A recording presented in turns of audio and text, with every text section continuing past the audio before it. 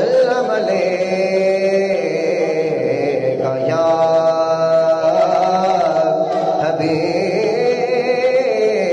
حبیب اللہ مدینہ مدینہ مدینہ مدینہ مدینہ مدینہ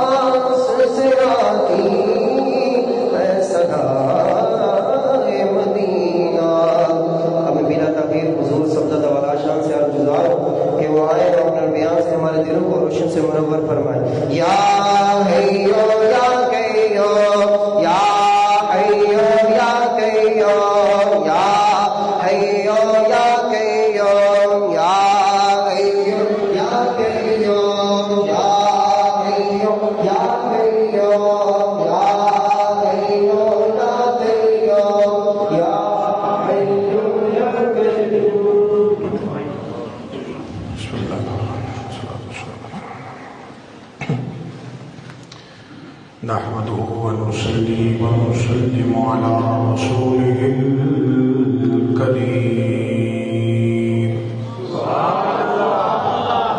كريم الأمين الرؤوف الرحيم أما بعد فأعوذ بالله السميع العليم من الشيطان الرجيم بسم الله الرحمن الرحيم وإذا لقوا الذين آمنوا قالوا آمنا وإذا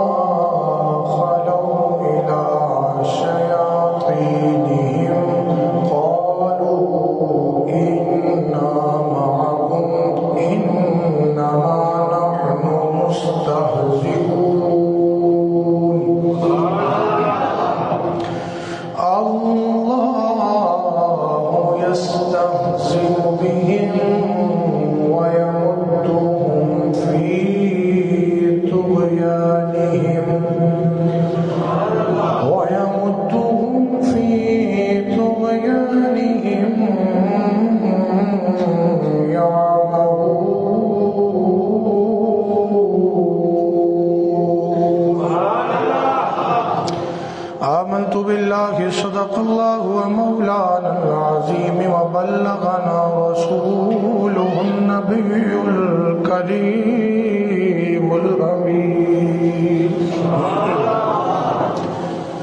إن الله وملائكته يصلون على النبي يا أيها الذين آمنوا صلوا عليه وسلموا تسليما الصلاة والسلام عليك يا رسول الله وعلى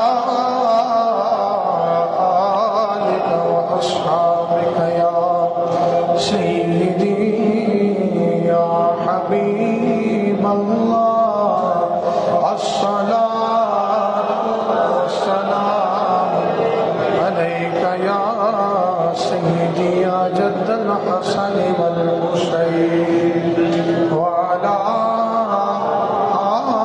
آلك وأصحابك يا سيدي يا إمام القبلتين.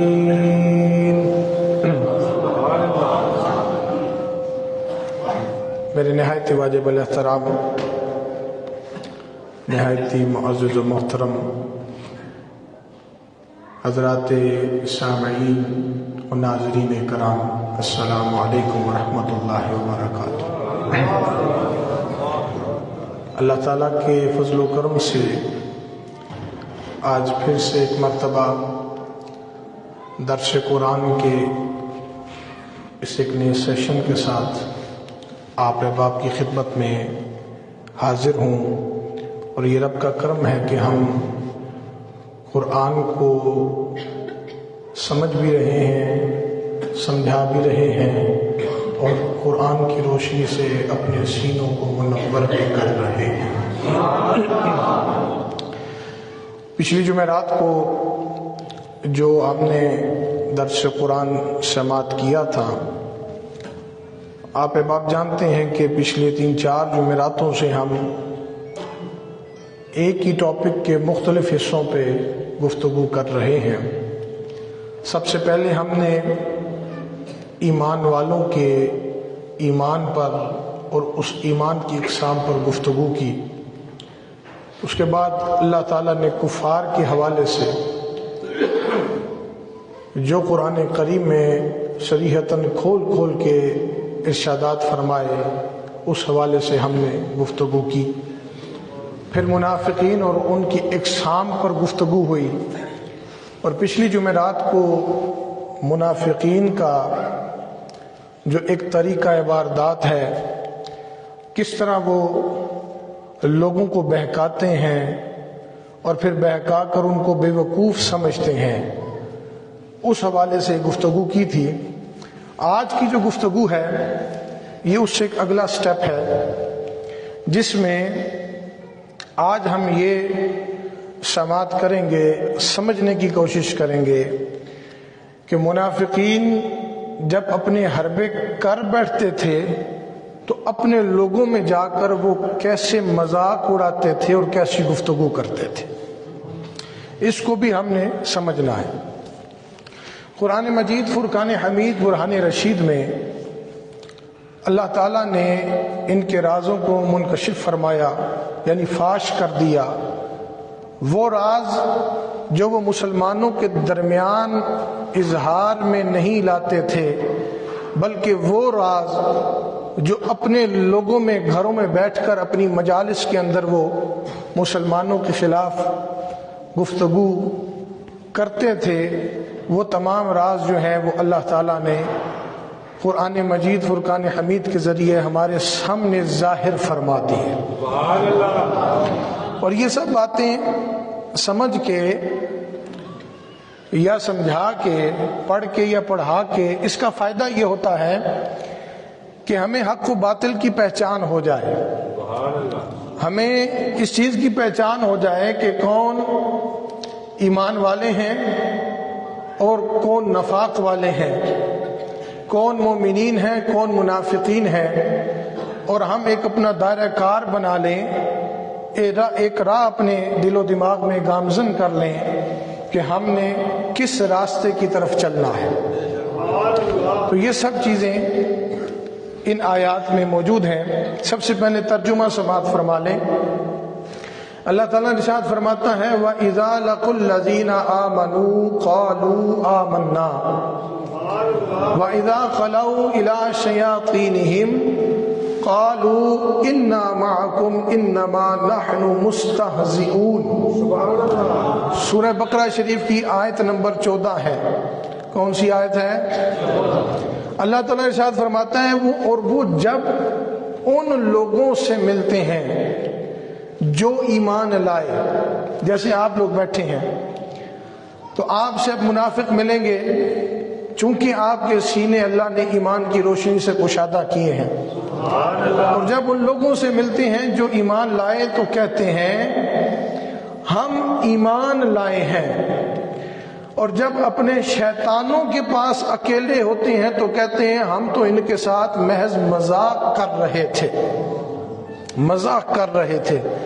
آیت نمبر 15 میں اللہ تعالیٰ نے پھر ارشاد فرمایا، اس میں بھی رب کے جلال کا اظہار ہے، ایک رعب ہے، ایک دبدبہ ہے کہ تم اپنی مجلسوں میں چھپ چھپ کر باتیں کرتے ہو، رب سے کچھ بھی چھپا ہوا نہیں ہے،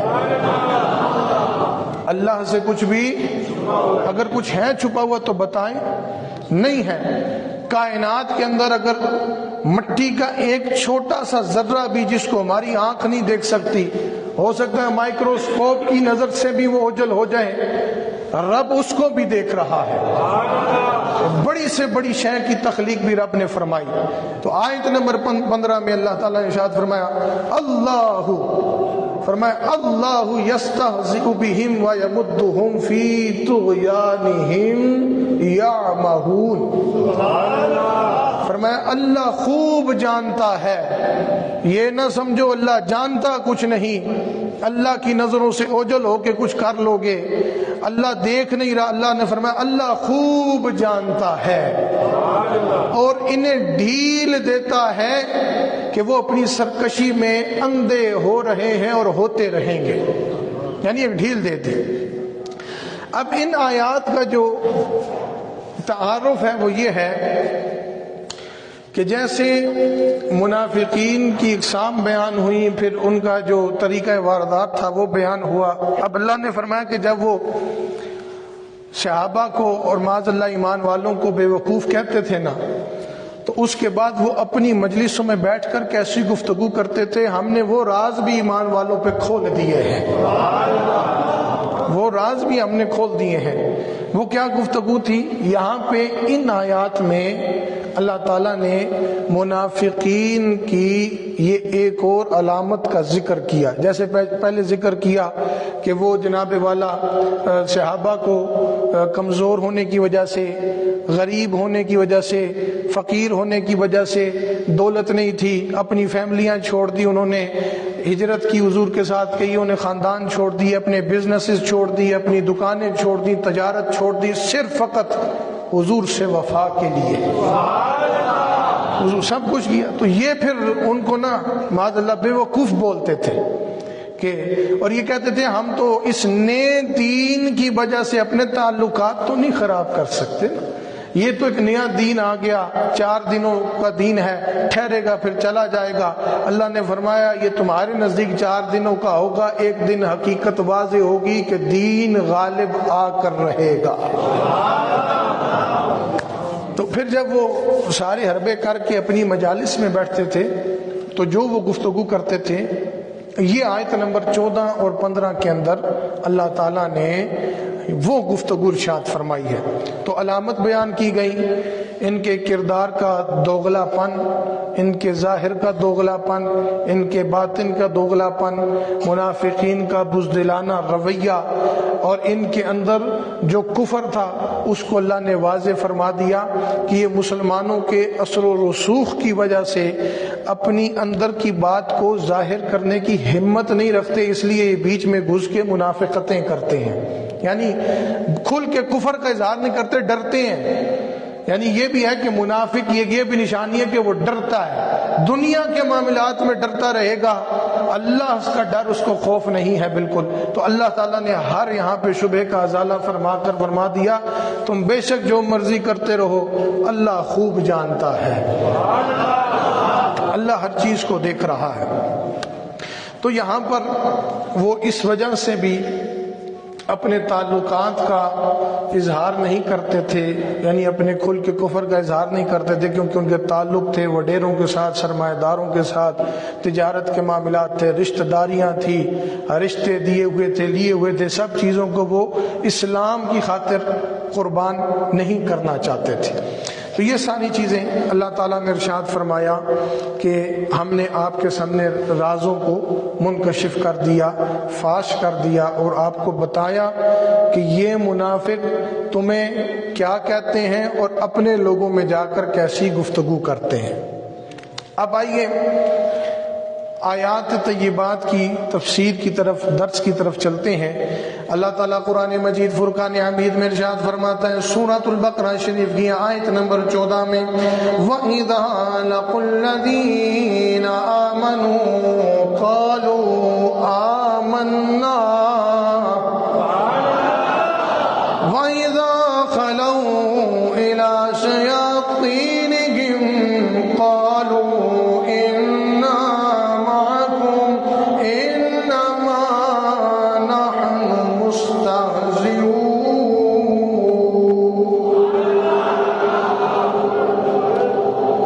نمبر 15 میں فرمایا اللہ یستہزئ بہم ویمدہم فی طغیانہم یعمہون.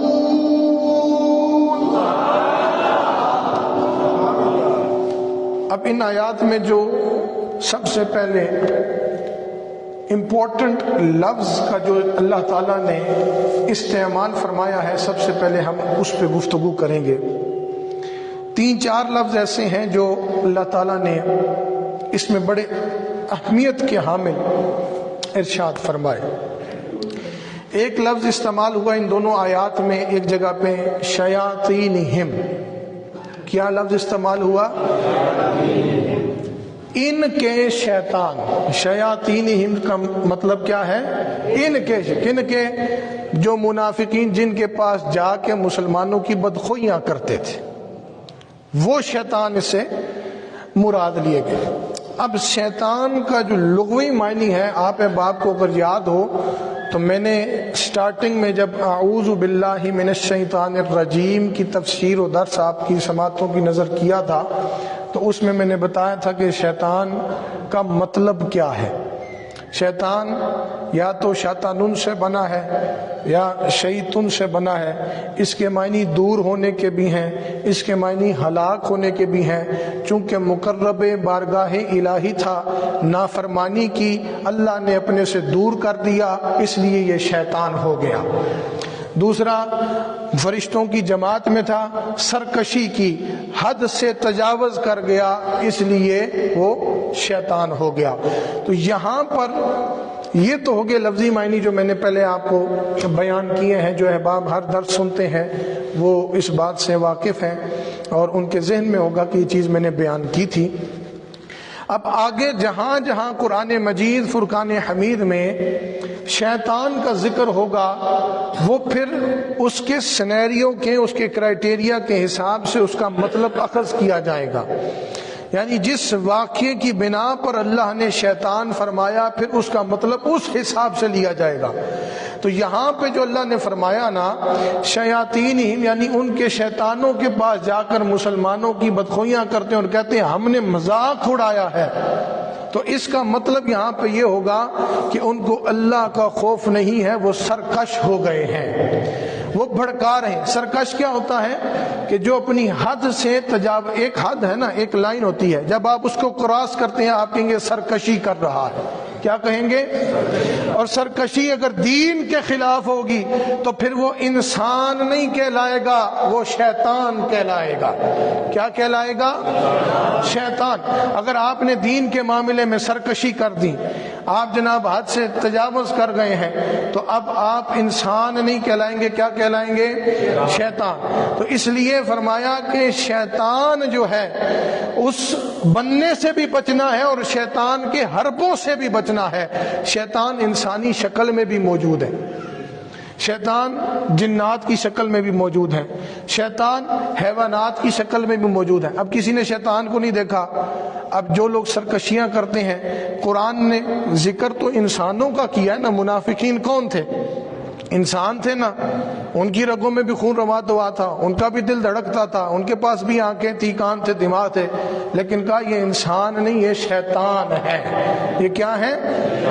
شیطان ہے۔ اور پھر دوسرا معنی آتا ہے بھڑکانے کا۔ بھڑکانے سے مراد یہ ہے، اب اس میں شیطان کا جو لفظ ہے وہ عربی زبان میں بڑا وسیع مفہوم رکھتا ہے، اس کے بہت سارے معنی آتے ہیں، لیکن جو لغوی معنی ہے وہ میں نے آپ کو بتا دی ہے۔ یہاں پر ایک لفظ بھڑکانے کا بھی ہے۔ بھڑکانے سے مراد کیا ہوتا ہے؟ اب یہاں کی بات وہاں کی، چار باتیں اور ساتھ لگا کر کی، اگلے کو بھی بھڑکا دیا، یا اگلے کی طبیعت کو خوش کرنے کے لیے اس کے خلاف ایسی باتیں کی جو اس کے اندر موجود ہی نہیں ہے، جھوٹ بولا، تو کہا یہ انسان نہیں کر سکتا، یہ شیطان کرتا ہے۔ مثال کے طور پہ لڑائی جھگڑے ہوتے ہیں نا، یا علاقوں میں آپ کہتے ہیں کہ جی فلاں بندہ بڑا غیبت کرتا ہے، جی بڑا دوغلا ہے، ان کے کردار بڑے دوغلے ہیں، ہم نے تو یہ بات کی نہیں تو ہمارے رشتہ دار تک فلاں بات بھی پہنچ گئی، حالانکہ ہم نے کی نہیں۔ پوچھا جی کس نے بتائی ہے؟ فلاں نے بتائی ہے، تو آپ اس کو کیا کہیں گے؟ یہ شیطان ہے۔ کیا کہیں گے؟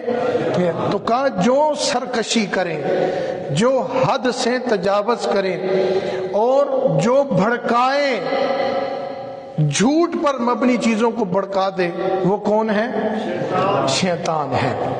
اب یہاں پر اللہ تعالیٰ نے شیطان سے یہ جو شیاطینہم کا لفظ استعمال کیا، اس سے مراد یا تو کفار تھے جن کے پاس یہ جا کے مسلمانوں کے بارے میں بکواس کرتے تھے، منافقین کفار کے بعد، وہ کفار یا تو مراد لیے، یا فرمایا کہ اس سے مراد رؤسائے یہود و منافقین ہیں، یعنی جو منافقین کے رئیس لوگ تھے، یہودیوں میں بڑے بزنس مین تھے، بڑے سردار ٹائپ لوگ تھے جن کا بڑا نام تھا، منافقین میں جن کا بڑا نام تھا، یہ لوگ مراد تھے۔ کیونکہ جب صحابہ نے حضور پر ایمان لایا، حضور کا کلمہ پڑھا، تو اس وقت جو صحابہ ویل سیٹ بھی تھے نا، حضور کی خاطر انہوں نے اپنے مال جان کو قربان کیا، اپنے گھر بار کو چھوڑا، اپنی اولادوں کو چھوڑا، اپنے خاندانوں کو چھوڑا، اپنے معاملات کو چھوڑا، لیکن حضور کی ذات پہ کمپرومائز نہیں کیا۔ کلمہ پڑھا ہے تو پھر ڈنکے کی چوٹ پہ پڑھ کے حضور کی غلامی اختیار کی۔ تو یہ لوگ کہتے تھے کہ بھی ہماری تو اتنی سرمایہ داری ہے، ہمارے اتنے تعلقات ہیں، ہمارا اتنا جوڑ جوڑا ہے، ملنا جلنا ہے، خوشیاں غمیاں ہیں، اب اسلام کے لیے ہم یہ چھوڑ دیں؟ تو اللہ نے فرمایا یہ انسان نہیں چھوڑ سکتا، یہ انسان ہی چھوڑ سکتا ہے، یہ شیطان نہیں چھوڑ سکتا۔ جو اپنے تعلقات کو اسلام پر پریورٹی دے رہا ہے، یعنی اسلام کو نیچا کر رہا ہے، اپنے بزنس کو اونچا کر رہا ہے، اپنے تعلقات کو، رشتہ داریوں کو اونچا کر رہا ہے، کہا وہ پھر انسان نہیں ہے، وہ کون ہے؟ شیطان ہے۔ اچھا، ایک یہ لفظ ہو گیا شیاطینہم، جو ان دونوں آیات میں ایک امپورٹنٹ ورڈ استعمال ہوا۔ دوسرا لفظ ہے مستہزئون، مذاق اڑاتے ہیں۔ کن کا؟ ایمان والوں کا۔ مستہزئون کا کیا مطلب ہے؟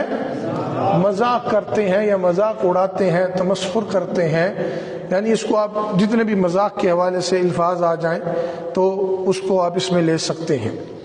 اب مذاق اڑانا ان کا اس بنا پر تھا کہ یہ کہتے تھے کہ یہ تو اسلام لائے، اسلام کی وجہ سے ان کا گھر بار بھی چھٹ گیا، ان کی تجارتیں کئیوں کی ختم ہو گئیں، کئیوں کے تعلقات خراب ہو گئے، کئیوں نے بیوی بچوں کو بھی چھوڑ دیا۔ یہ لوگ عجیب لوگ ہیں، اور ہم اسلام کی خاطر سب کچھ کیوں چھوڑیں؟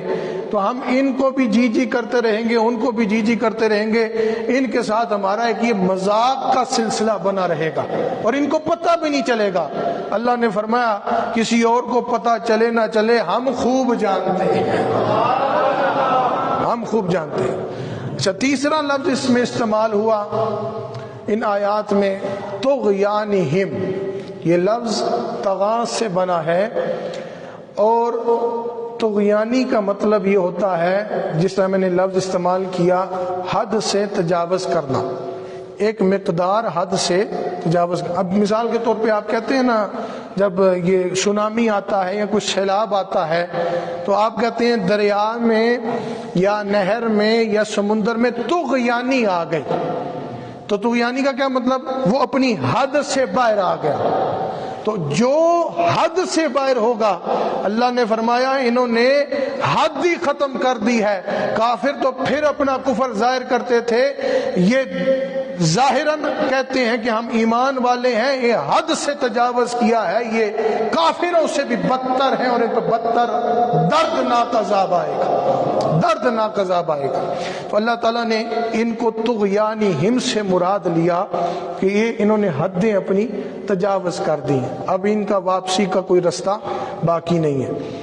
چوتھا اور آخری لفظ اس میں جو امپورٹنٹ ورڈ یوز ہوا ہے ان دونوں آیات میں، وہ آخر میں جو آیت پڑھی، آیت نمبر 15 کا آخری لفظ ہے یعمہون۔ یعمہون کے معنی ہے اندھے ہو رہے ہیں۔ کیا معنی ہے؟ یہ لفظ عمہو سے بنا ہے اور اس کے معنی ایسی کیفیت ہے کہ ایک چیز آپ کے سامنے ہو پھر بھی آپ کو سمجھ نہ آئے، اللہ نے منافقوں کو ایسا اندھا کر دیا ہے۔ یعنی قرآن سامنے تھا، حضور کی ذات سامنے موجود ہے، صحابہ کا کردار سامنے موجود ہے، صحابہ کی اسلام کے لیے قربانیاں سامنے موجود ہیں، پھر حضور کے زندہ معجزات سامنے موجود ہیں، پھر بھی اللہ نے فرمایا یہ اندھے ہو رہے ہیں، ان کو نظر نہیں آ رہا، یہ اندھے ہو گئے، عقل سے بھی اندھے ہیں، بصیرت سے بھی اندھے ہیں۔ تو یہ چار لفظ بڑے امپورٹنٹ تھے جن کے بارے میں آپ کو بتانا بہت ضروری تھا۔ اب جناب والا آئیے آیت کریمہ کی طرف اور اس کے ترجمے کی طرف، پھر اس حوالے سے جو آگے دو چار باتیں ہیں وہ آپ کو میں نے سنانی ہیں۔ اللہ تعالیٰ ارشاد فرماتا ہے وَإِذَا لَقُوا الَّذِينَ آمَنُوا قَالُوا آمَنَّا، اور جب وہ ایمان والوں سے ملیں تو کہیں ہم ایمان لائے۔ اس پر اللہ تعالیٰ فرماتا ہے ہم نے راز مومنین کے سامنے ظاہر کر دیا، اور ایسا راز ظاہر کیا کہ یہ تمہارے سامنے بدزبانی نہیں کریں گے، تمہارے سامنے اپنے کفر کا اظہار نہیں کریں گے، تمہارے سامنے بلکہ کہیں گے آمنا، ہم ایمان لائے ہیں، ہم ہر چیز پر ایمان رکھتے ہیں، ہم تو با اخلاص مومن ہیں، ہم جناب والا آپ جیسے ہی ہیں، جیسے آپ نماز پڑھتے ہیں ہم بھی پڑھتے ہیں، جیسے آپ روزے دار ہیں ویسے ہم بھی روزے دار ہیں، جیسے آپ عبادت گزار ہیں ویسے ہم بھی عبادت گزار ہیں۔ لیکن اللہ نے فرمایا اے مومنو تم پہ راز ظاہر کر رہا ہوں، جب یہ اپنی مجلسوں میں جا کر بیٹھتے ہیں تو تم پر تبرہ بازیاں کرتے ہیں، تم پر سب و شتم کرتے ہیں، اور اپنی مجلسوں کے اندر خفیہ راز کے تحت تمہارے اوپر جو گھٹیا قسم کی باتیں ہیں، تہمتیں ہیں، تہمات فاسدہ ہیں، جو اللہ تعالیٰ نے مومنین کی تسلی و تشفی فرما کے فرما دیا کہ یہ کہتے ہیں کہ یہ سمجھ نہیں پاتے، اللہ تمہیں سمجھا رہا ہے کیونکہ اللہ سے کوئی بات چھپی ہوئی نہیں ہے، اللہ سب جانتا ہے۔ اچھا، پھر آگے جو اللہ تعالیٰ نے اس آیت کریمہ کے آخر میں ارشاد فرمایا انما نحن مستہزئون، جو اس کے مڈل پارٹ کے آخر میں اللہ تعالیٰ نے ارشاد فرمایا کہ منافقین کہتے تھے کہ ہم تم مذاق کرتے ہیں، ہم تو مذاق کرتے ہیں، اس مذاق کے جواب میں پھر اللہ تعالیٰ نے بھی ایک زبردست بات ارشاد فرمائی. آیت نمبر 15 میں اللہ تعالیٰ ارشاد فرماتا ہے اللہ یستہزئ بہم ویمدہم،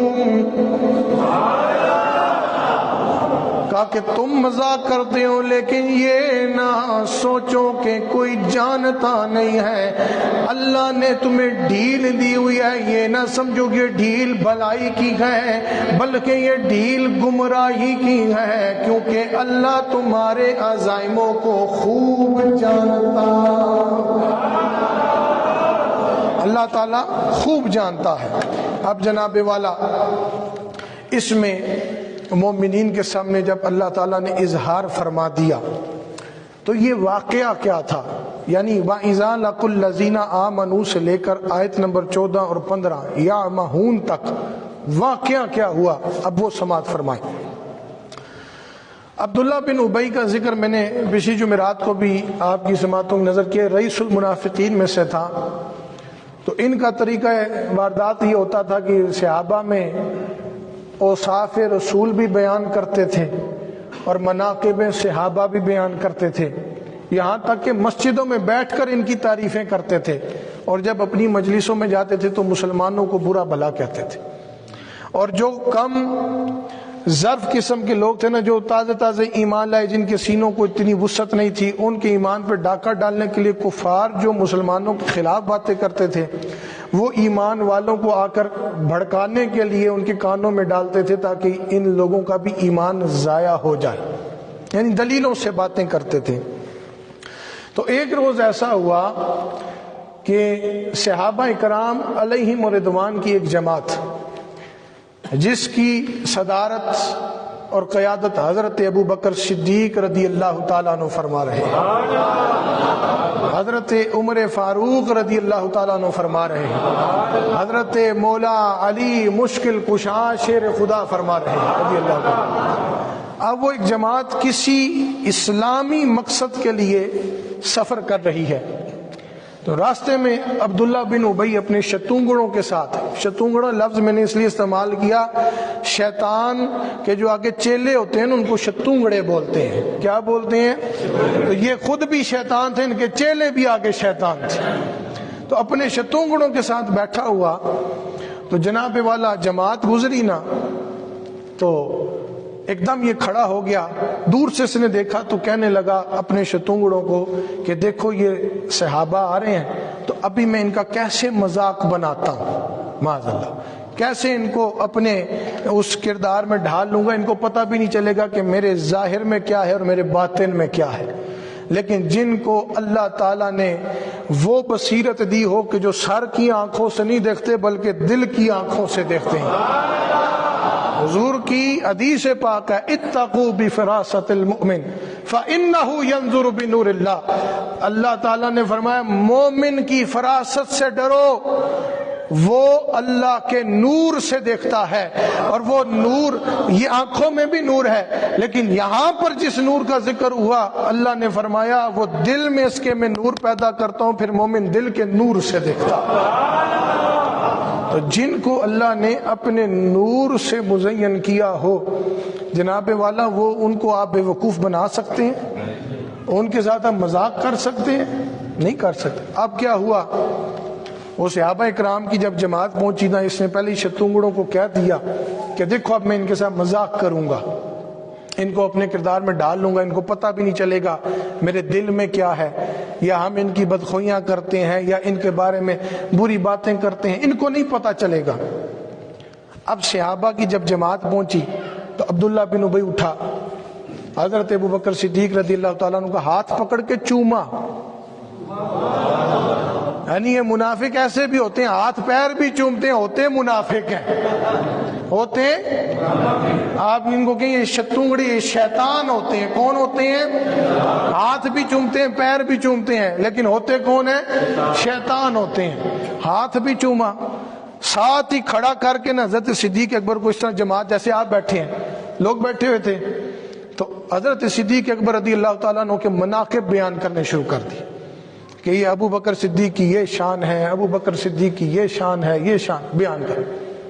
حضرت صدیق اکبر رضی اللہ تعالیٰ عنہ حکمت عملی کے تحت آپ خاموش رہے. پھر حضرت فاروق اعظم کو اس نے ہاتھ چوم کر اٹھایا، اپنے ساتھ کھڑا کیا، تو پھر ان کی تعریفیں بیان کرنا شروع کر دی. یہ منافقوں کا طریقہ واردات ہوتا ہے. اب تعریفیں شروع کر دیں. پھر کیا ہوا؟ شیر خدا، حیدر کرار، علی المرتضی جب آپ کا ہاتھ پکڑا نا، مناقب بیان کرنے لگا، حضرت علی سے برداشت نہ ہوا، آپ نے اپنا ہاتھ چھٹک دیا، ہاتھ ہی چھٹک دیا. آپ نے کہا میرا ہاتھ چھوڑ دے، اور اے عبداللہ بن ابی، اللہ سے ڈر، اپنے دل کو نفاق سے پاک کر دے. اگر نہ پاک کیا تو اللہ نے اپنی مخلوق میں جو سب سے بدترین مخلوق پیدا کی ہے وہ منافق ہے، سب سے بدترین مخلوق. یعنی کہا کافر بھی اتنے نہیں جتنے منافق عذاب کے مستحق ہوں گے. تو آپ نے فوراً ہاتھ چھٹک دیا. کیوں؟ کیونکہ کہا کہ وہ اللہ کے نور سے دیکھتے ہیں.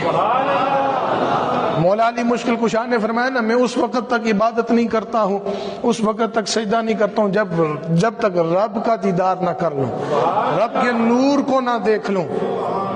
لیکن قرآن تو فرماتا ہے لا تدرکہ الابصار، یہ آنکھ رب کو نہیں دیکھ سکتی. تو کہا پھر مولا علی کس آنکھ سے دیکھتے تھے؟ کہا وہ اللہ کے نور سے ہی رب کے نور کو دیکھتے تھے، وہ دل کی آنکھوں سے دیکھتے تھے.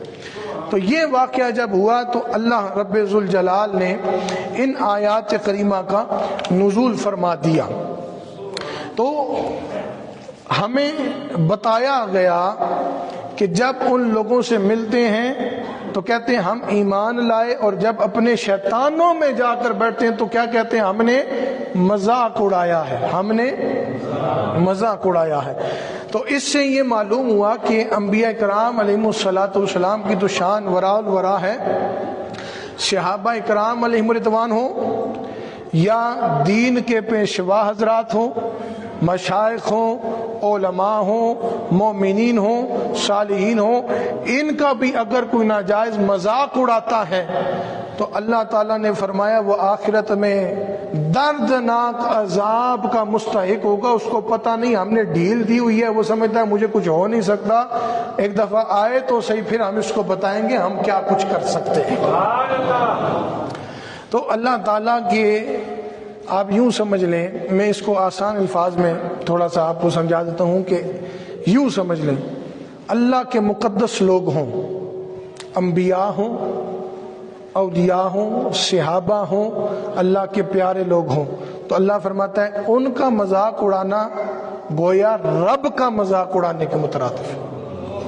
اللہ تعالیٰ ایسی کیفیت سے ہمارے سینوں کو، ہمارے ایمان کو محفوظ فرمائے، نفاق سے بھی اور منافقت سے بھی محفوظ فرمائے، شیطانیت سے محفوظ کریں. ہم وہ لوگ نہیں ہیں، ہم تو وہ سیدھے سادے لوگ ہیں، حضور کا کلمہ بھی پڑھنے والے ہیں، حضور کی نسبتوں کا پاس بھی رکھنے والے ہیں. تو اپنے سینوں کو ان چیزوں سے بچا کے رکھیں. یہ منافقتیں اور یہ نفاق جو ہے ان سے بچ کے رہیں، نہیں تو آپ پھر انسان نہیں ہیں، رب کے نزدیک آپ شیطان ہو جائیں گے.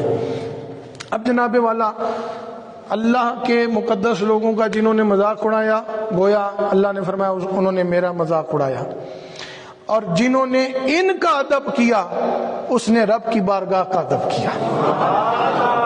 جنہوں نے انبیاء سے محبت کی، اللہ نے فرمایا انہوں نے مجھ سے محبت کی، کہ ان کا ادب، ان کا احترام، ان سے محبت، ان سے چاہت، ان سے عشق، اللہ نے فرمایا پھر میں بھی تم سے محبت کرتا ہوں، وہ میری ہی محبت ہے. تو اللہ تعالیٰ نے یہ بات اس لیے ارشاد فرمائی کہ ہم باز آ جائیں کہ ایسا نہیں کرنا، اور دوسرا ہمارے سامنے راز فاش ہو جائیں کہ یہ لوگ کہتے ہیں کہ کوئی ہمیں جانتا نہیں، اللہ بتا رہا ہے کہ رب بھی جانتا ہے، اور رب کے کرم سے اب مومنین بھی تمہیں جانتے ہیں، مومنین بھی جانتے ہیں. تو اس لیے کسی کا مذاق نہیں اڑانا چاہیے. ہو سکتا ہے آپ سے وہ بہتر ہو. جیسے سورۃ التوبہ شریف کی آیت نمبر 65 کے اندر اللہ تعالیٰ ارشاد فرماتا ہے وَلَئِن سَأَلْتَهُمْ لَيَقُولُنَّ إِنَّمَا كُنَّا نَخُوضُ وَنَلْعَبُ قُلْ أَبِاللَّهِ وَآيَاتِهِ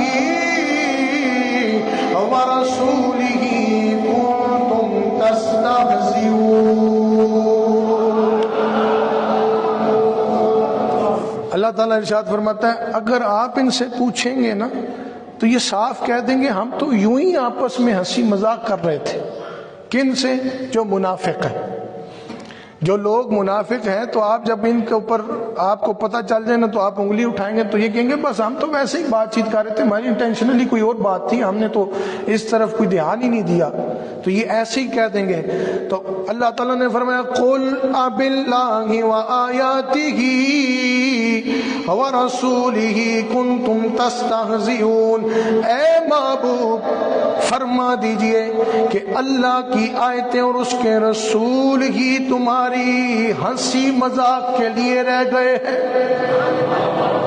یعنی اس آیت میں آپ حکم دیکھیں, اللہ نے فرمایا تم کہتے ہو کہ ہم ایسے ہی کر رہے تھے تو تمہارے مذاق کے لیے آیتیں ہی رہ گئی ہیں, تمہارے مذاق کے لیے رسول پاک اور ان کے صحابہ رہ گئے ہیں, تم نے انہی کا مذاق اڑانا ہے.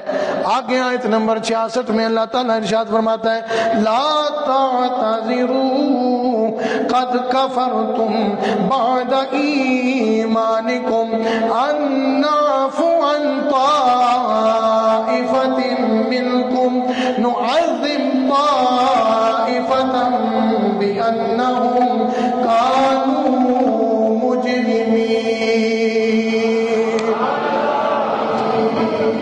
اللہ تعالیٰ ارشاد فرماتا ہے کہ یہ تمہارے بہانے ہیں جو تم کہتے ہو نا ہم تو ویسے ہی ہنسی مذاق کر رہے تھے. اللہ نے فرمایا آیتیں ہی رہ گئی تھی مذاق اڑانے کے لیے, میرے رسول اور رسول کے صحابہ ہی رہ گئے تھے مذاق اڑانے کے لیے. بہانے نہ بناؤ, یقیناً تم ایمان لانے کے بعد کافر ہو گئے ہو. اب اس سنٹینس میں آپ ذرا جلال دیکھیں رب کا. اللہ نے فرمایا یقیناً ایمان لانے کے بعد تم کافر ہو گئے ہو. تو جن کے کفر پہ ایسی مہر اللہ سخت فرما رہا ہے کہ یہ ایمان لانے کے بعد کافر ہوئے, آپ خود سوچئے پھر ان کا آگے معاملہ کیا ہوگا. اسی طرح اللہ تعالیٰ نے سورۃ الحجرات میں آیت نمبر 11 میں ہم سب کو سبق دیا. فرمایا یا ایھا الذین آمنوا لا یسخر قوم من قوم عسى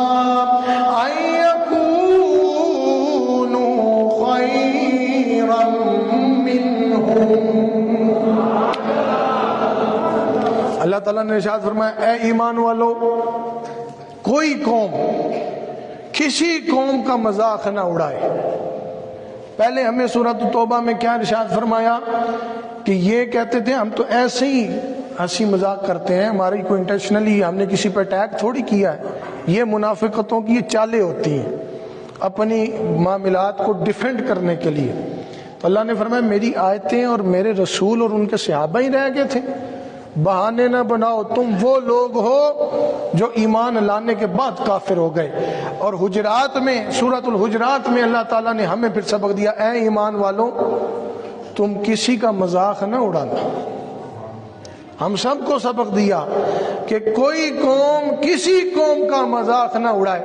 ممکن ہے جن لوگوں کا تم مذاق اڑا رہے ہو وہ اللہ کے نزدیک ہوں, وہ اللہ کی بارگاہ میں تم سے بہتر ہوں, وہ اللہ کی بارگاہ میں تم سے زیادہ مقبول ہوں. تو اس لیے مذاق کسی کا بھی نہیں اڑانا چاہیے. اس پہ میں آپ کو دو چھوٹے چھوٹے واقعات سنا دیتا ہوں. ایک تو حدیث پاک ایک واقعہ ہے. حضرت امام حسن مجتبی رضی اللہ تعالیٰ عنہ سے روایت ہے کہ نبی کریم صلی اللہ علیہ وسلم نے ارشاد فرمایا, یہ حدیث اس کے لیے ہے جو ناحق لوگوں کا مذاق اڑاتے ہیں, جو بات میں جیسے منافقین ہو گئے یا عرف عام میں آپ لوگ بھی اس چیز سے بچا کریں. حضور نے ارشاد فرمایا قیامت کے دن جو لوگوں کا مذاق اڑاتے تھے نا, اب ان کے ساتھ آگے کیا ہوگا, ان کے بھی ساتھ ایک طرح سے مذاق ہی ہو جائے گا. اللہ فرماتا ہے میں خوب جانتا ہوں یہ جو تمہارے دلوں میں باتیں ہیں نا, تم کہتے ہیں کسی کو پتہ نہیں چلتی, ہم جانتے ہیں, ہم نے مومنین کو بھی آگاہ کر دیا ہے. اب ان کے ساتھ روز محشر کیا ہوگا, جو اللہ کے مقربین کا مذاق اڑاتے ہیں, جو اللہ کے مقدس لوگوں کا مذاق اڑاتے ہیں, جنہوں نے انبیاء کا مذاق اڑایا, جنہوں نے جناب والا اولیاء کا مذاق اڑایا, جنہوں نے سے آپ کسی کو نہ مانے, سو اختلاف رکھیں, لیکن کسی کی کردار کشی نہ کریں. آپ سو اختلاف رکھیں، اختلاف رکھنا یہ اس معاملے میں ایک حسن ہے. آپ اپنی بات رکھ سکتے ہیں، دلیل کے ساتھ رکھ سکتے ہیں، بات کا جواب لے سکتے ہیں، بات پر سوال کر سکتے ہیں، لیکن اگر مذاق اڑائیں گے تو پھر کنٹیکسٹ چینج ہو جائے گا، سینیریو بدل جائے گا. پھر اللہ نے فرمایا ان کے ساتھ کیا ہوگا. آئیے سنیے. امام حسن پاک فرماتے ہیں کہ میرے نانا جان حضور نے ارشاد فرمایا کہ جو لوگوں کا مذاق اڑاتے ہیں نا، ان کے سامنے روز محشر جنت کا ایک دروازہ کھولا جائے گا. یعنی وہ دور کھڑے ہوں گے نا، ان کو وہ جنت کا دروازہ کھول کے دکھایا جائے گا. پھر اچانک اس دروازے سے آواز آئے گی، آؤ مجھ سے جنت میں داخل ہو جاؤ، آؤ مجھ سے. اب وہ بندہ دوڑتا کیونکہ پہلے ہی مشکل کا شکار ہوگا، اس کو نظر آ رہا ہوگا میری غلطیاں ہیں، گناہ ہیں، اور میں تو عذاب کا مستحق ہوں. اب وہ جان چھڑا کے جب بھاگے گا دروازے کی طرف، دروازہ بند ہو جائے گا. اب وہ اس دروازے تک پہنچے گا، اندر نہیں جا، دروازہ ایک دم بند ہو جائے گا. وہ سوچے گا یہ کیا ہو رہا ہے. اتنی دیر میں جنت کا دوسرا دروازہ کھلے گا، اس سے آواز آئے گی، بھئی یہاں سے نہیں، ادھر سے آؤ، مجھ میں داخل ہو جاؤ، جنت میں داخل ہو. وہ دوڑتا دوسرے دروازے کے پاس جائے گا. جب پہنچے گا وہ دروازہ بھی بند ہو جائے گا، اندر نہیں داخل ہو سکے. اسی طرح تیسرے دروازے، 7 دروازوں کے ساتھ اس کے ساتھ یہ معاملہ ہوگا. بالآخر وہ مایوس ہو کے واپس اپنی جگہ پہ جا کے کھڑا ہو جائے گا، اور اس کو پتہ چل جائے گا کہ دنیا میں جو مذاق کرتا رہا ہوں یہ اس کا نتیجہ ہے کہ آج جنت کے دروازے بھی میرے لیے بند ہو رہے ہیں. تو اس لیے کسی سے مذاق نہیں کرنا چاہیے. یہ آپ کے لیے سبق ہے. دیکھیں اگر منافقین نے کیا، اس کا مطلب یہ نہیں کہ ہم آپس میں بھی شروع ہو جائیں. ہم تو ایمان والے ہیں، اور ایمان والوں کو اللہ نے فرمایا ایک قوم دوسری قوم کا مذاق نہ اڑائے. ہو سکتا ہے تم کسی کا مذاق اڑاؤ، وہ اللہ کے زیادہ قریب ہو، وہ ثواب میں زیادہ ہو، وہ نیکیوں میں زیادہ ہو، وہ صالح ہونے میں زیادہ ہو، وہ تقوی میں زیادہ ہو، وہ زہد میں زیادہ ہو، وہ عبادت میں زیادہ ہو. اور جب تم اس کا مذاق اڑاؤ تو اللہ تم سے ناراض ہو جائے. تو اس لیے ان چھوٹی چھوٹی باتوں کا خیال رکھنا ہے. اسی طرح ایک اور واقعہ ہو سکتا ہے آپ احباب نے واقعہ سنا ہوگا، چونکہ صبح 11ویں شریف بھی ہے، بڑی 11ویں شریف ہے، اور آج بھی یہ شب کی جو محفل پاک ہماری یہ درس قرآن کے ساتھ یہ 11ویں شریف کی بھی محفل ہے. تو ایک واقعہ میں حضور غوث الورا کی بارگاہ کا آپ کو سنا رہا ہوں، اس کا تعلق بھی اسی موضوع کے ساتھ ہے. ایک دفعہ کیا ہوا کہ حضور غوث پاک سرکار رضی اللہ تعالیٰ عنہ کی بارگاہ میں کچھ بد عقیدہ لوگ آئے. تو آپ جامع مسجد میں نماز ادا فرما رہے تھے، تو انہوں نے کہا حضور ہمارا ایک نوجوان لڑکا فوت ہو گیا ہے تو اس کا جنازہ پڑھانا ہے. تو اس کا جنازہ پڑھانا ہے تو آپ نماز پڑھ لیں، اتنی دیر ہم جنازہ لے آئیں گے. تو حضور غوث پاک نے فرمایا کسی اور سے پڑھا لو. کہا نہیں حضور آپ سے پڑھانا ہے. اب راز کیا تھا، وہ نوجوان مرا نہیں ہوا تھا. یہ بد عقیدہ لوگوں نے کہا کہ آج ہم غوث پاک کا معاذ اللہ مذاق اڑائیں گے. کیا کریں گے؟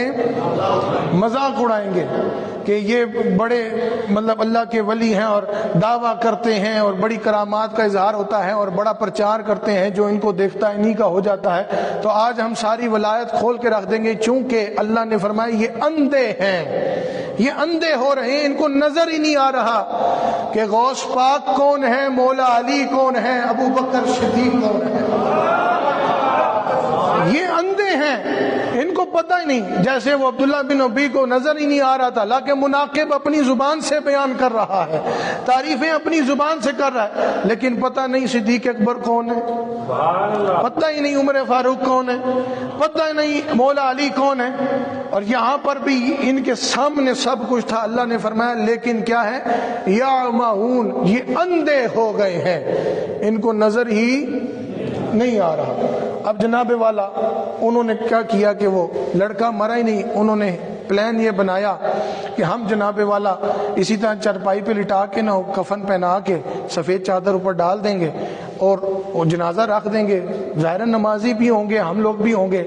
جب غوث پاک سرکار جنازہ پڑھائیں گے تو وہ پہلی تکبیر کہیں گے نا تو تم اٹھ کے بیٹھ جانا، تو ساری دنیا کے سامنے ایک رسوائی ہو جائے گی، یعنی ایک طرح سے بے عزتی کرنا چاہ رہے تھے اور ان کا مذاق بن جائے گا ولایت کا۔ لیکن اللہ کے فیصلے کچھ اور ہوتے ہیں۔ اللہ فرماتا ہے ہم خوب جانتے ہیں، جو تم پلان بناتے ہو نا اپنے بند کمروں میں بیٹھ کر، کوئی اور جانے نہ جانے، اللہ ضرور جانتا۔ اب کیا ہوا، جناب والا پلان کے مطابق نماز کی ادائیگی ہوئی تو حضور غوث پاک تشریف لائے، کھلے میدان میں جنازہ لایا گیا۔ حضور کے چاہنے والے بھی ہیں اور وہ بد عقیدہ لوگ بھی ہیں۔ جنازہ رکھ دیا گیا، حضور غوث پاک نے مسکرا کر فرمایا صفیں سیدھی کر لو۔ صفیں بھی سیدھی ہو گئیں۔ یہاں پہ صفوں کے ساتھ ساتھ کئیوں کے ایمان بھی سیدھے ہو رہے تھے، کئیوں کے ایمان بھی سیدھے، صفیں سیدھی ہو گئیں۔ پھر حضور غوث پاک نے فرمایا اب نیت کر لو۔ کہتے ہیں جنازے سے پہلے بھی سارے نیت کر لو، نیت کر لیجیے۔ تکبیر بلند آواز سے کہی اللہ اکبر۔ اب پلان کے مطابق یہ تھا کہ وہ اٹھ کے بیٹھ جائے گا، وہ اٹھا ہی کوئی نہیں۔ دوسری تکبیر بھی، تیسری، چاروں، جنازہ مکمل ہو گیا۔ جناب والا پریشانی کا عالم پیچھے یہ ہے کہ بد عقیدہ کھڑے سوچ رہے ہیں کہ یہ ہوا کیا ہے۔ جب چارپائی کے پاس پہنچے نا تو کفن اٹھایا، دیکھا تو حضور غوث پاک نے فرمایا ہم زندوں کے جنازے نہیں پڑھاتے، ہم مردوں کے جنازے پڑھاتے ہیں۔ بس اتنا کہنا تھا، وہ نوجوان دنیا سے رخصت ہو چکا تھا، پیروں میں گرے، معافی مانگی، سب کچھ کہا نہیں اللہ ناراض ہو گیا، تم نے ایک اللہ کے بندے کا مذاق اڑانا چاہا ہے، اس لیے اللہ کے پیاروں کا مذاق، ایمان والوں کا مذاق، صالحین کا مذاق، اپنے بہن بھائی دوستوں سنگیوں ساتھی جو بھی ہے آپ کے سامنے کچھ بھی ہو نا، اپنے آپ کو کسی سے بہتر نہ سمجھے۔ کوئی پتہ نہیں اللہ کے، کوئی سنگی ہے، دوست ہے، یار ہے، بھائی ہے، بہن ہے، خاندان ہے، محلے دار ہے، سب کچھ کریں، کسی کا مذاق نہیں اڑانا چاہیے۔ تو اب جناب والا یہ دو باتیں ہو گئیں کہ مذاق اڑانے والے کے ساتھ کیا ہوتا ہے، جنت کے دروازے بھی بند ہو جاتے ہیں، جنت کے دروازے کھل کے بلا کر پھر بند کیے جاتے ہیں، اس کو احساس دلایا جاتا ہے کہ جیسے تم مذاق کرتے تھے اب دیکھا کیسا محسوس ہوتا ہے، یعنی احساس کروایا جاتا ہے۔ اور حضور غوث پاک کی بارگاہ میں جب مذاق کرنے آئے تو پھر لینے کے دینے پڑ گئے، تو وہ پھر اٹھا ہی نہیں، وہ سچی مچی کا جو ہے وہ دنیا سے رخصت ہو گیا۔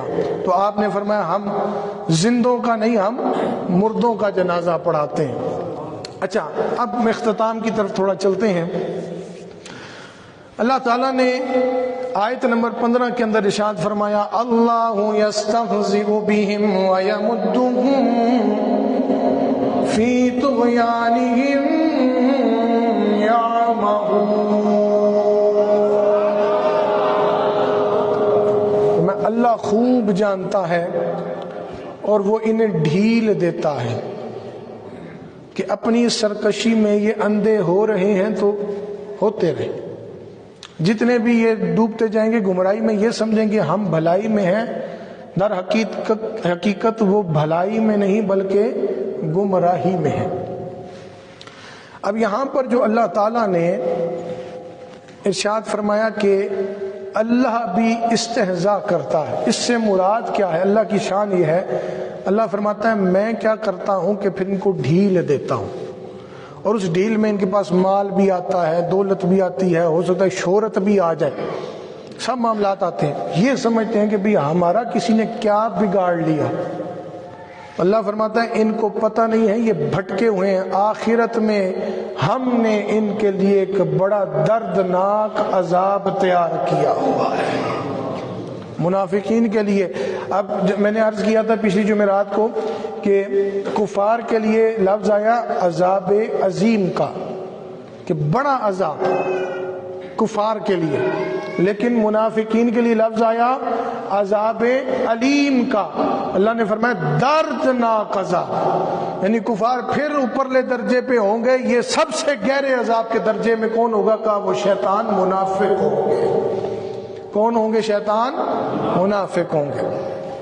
اچھا پھر جو فرمایا، جیسے میں نے پہلے عرض کیا طغیانہم، اب طغیانی سے مراد میں نے آپ کو بتایا تھا کہ جیسے دریا ہے، سمندر ہے، وہ اپنی ایک حد سے باہر آ جائے تو آپ کہتے ہیں بھی دریا میں یا سمندر میں طغیانی آ گئی، اس وجہ سے سیلاب آ گیا، بڑا نقصان ہو گیا۔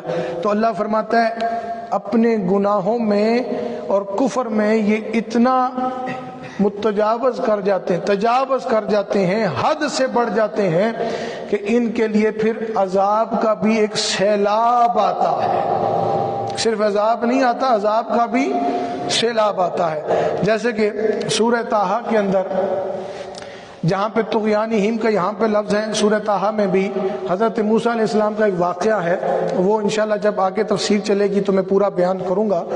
تو آیت نمبر 24 ہے سورہ طٰہٰ کے اندر، ارشاد فرماتا ہے رب تعالیٰ کہ موسیٰ علیہ السلام نے فرعون کے بارے میں کیا ارشاد فرمایا تھا؟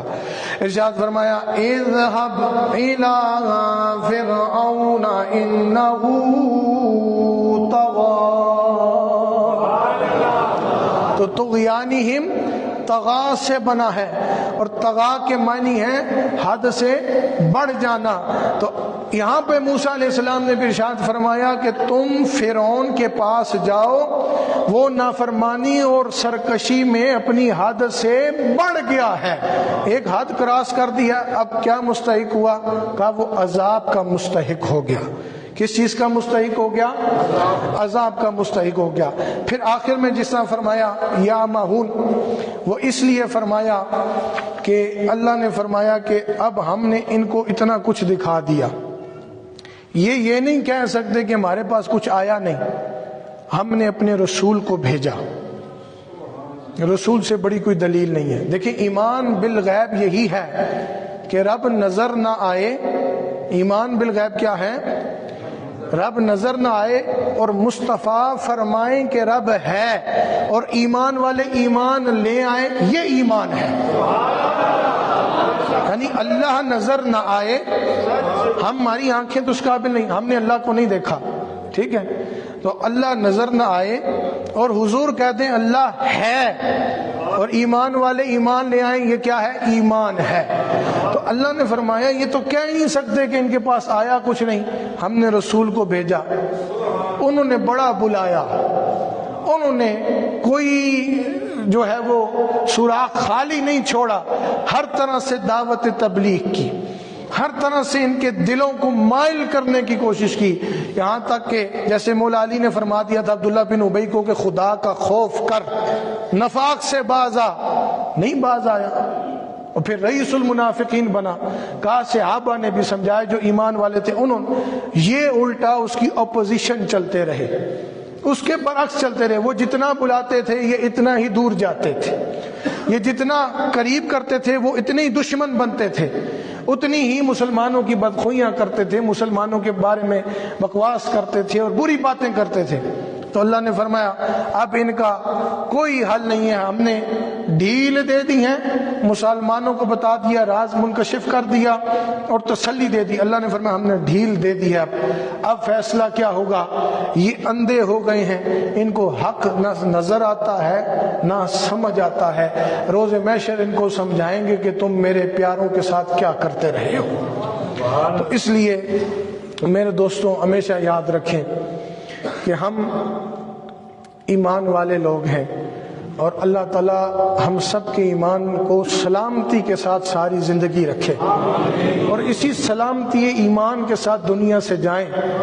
سب سے بڑی چیز ہے آپ کے سینے میں ایمان کا خزانہ ہے، اور یہ جو شیاطین ہم ہے نا، ادھر کی باتیں ادھر کرنے والے، سرکشی کرنے والے، بھڑکانے والے، یہ ایمان کے ڈاکو ہیں۔ تو خزانے کی حفاظت کرنا چاہتے ہیں تو اللہ والوں سے بھی محبت کریں، اللہ کے نبیوں سے بھی محبت کریں، ان کا ادب بھی کریں، ان کا احترام بھی کریں۔ کسی نسبت کا اختلاف آپ کو 100 ہو سکتے ہیں، لیکن کسی نسبت کا مذاق نہ اڑائیں، کسی شخص کا مذاق نہ۔ جب یہ چیزیں آپ کریں گے آپ ان کے مخفی حملوں سے بچ جائیں گے، اور اللہ تعالیٰ پھر آپ کے لیے وہی اعزاز رکھے گا جو ایمان بالغیب رکھنے والوں کے لیے اللہ نے رکھا ہوا ہے۔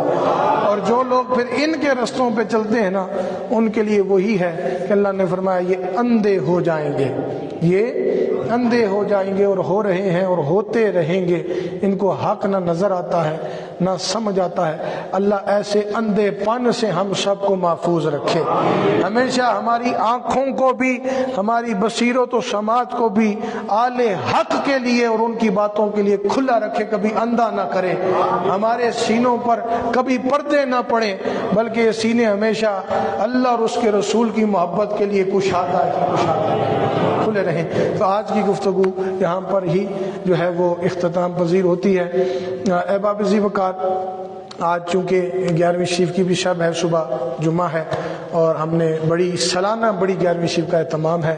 صبح بھی سارا پروگرام حسب معمول آپ احباب جانتے ہیں جس ترتیب سے ہوتا ہے ویسے ہی ہوگا۔ تو ابھی دعا کے فوراً بعد آپ احباب سے یہاں پر ملاقات نہیں ہوگی، بلکہ انشاءاللہ دعا کے فوراً بعد آپ احباب نے سامنے دربار شریف میں تشریف لے آنا ہے۔